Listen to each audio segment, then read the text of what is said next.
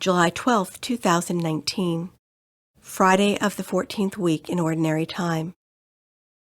A reading from the book of Genesis. Israel set out with all that was his. When he arrived at Beer-sheba, he offered sacrifices to the God of his father Isaac. There God, speaking to Israel in a vision by night, called, "Jacob, Jacob." He answered, "Here I am." Then he said, "I am God, the God of your father. Do not be afraid to go down to Egypt, for there I will make you a great nation. Not only will I go down to Egypt with you, I will also bring you back here, after Joseph has closed your eyes." So Jacob departed from Beer-sheba, and the sons of Israel put their father and their wives and children on the wagons that Pharaoh had sent for his transport. They took with them their livestock and the possessions they had acquired in the land of Canaan. Thus Jacob and all his descendants migrated to Egypt. His sons and his grandsons, his daughters and his granddaughters, all his descendants, he took with him to Egypt. Israel had sent Judah ahead to Joseph, so that he might meet him in Goshen. On his arrival in the region of Goshen, Joseph hitched the horses to his chariot and rode to meet his father Israel in Goshen. As soon as Joseph saw him, he flung himself on his neck and wept a long time in his arms. And Israel said to Joseph, "At last I can die, now that I have seen for myself that Joseph is still alive." The word of the Lord. The responsorial psalm. The response is, "The salvation of the just comes from the Lord."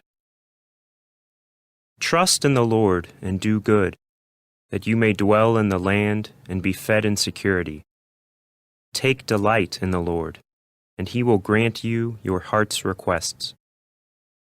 The salvation of the just comes from the Lord. The Lord watches over the lives of the wholehearted. Their inheritance lasts forever.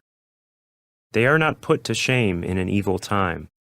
In days of famine, they have plenty. The salvation of the just comes from the Lord. Turn from evil and do good, that you may abide forever. For the Lord loves what is right, and forsakes not his faithful ones. The salvation of the just comes from the Lord. The salvation of the just is from the Lord. He is their refuge in time of distress. And the Lord helps them and delivers them. He delivers them from the wicked and saves them, because they take refuge in him. The salvation of the just comes from the Lord.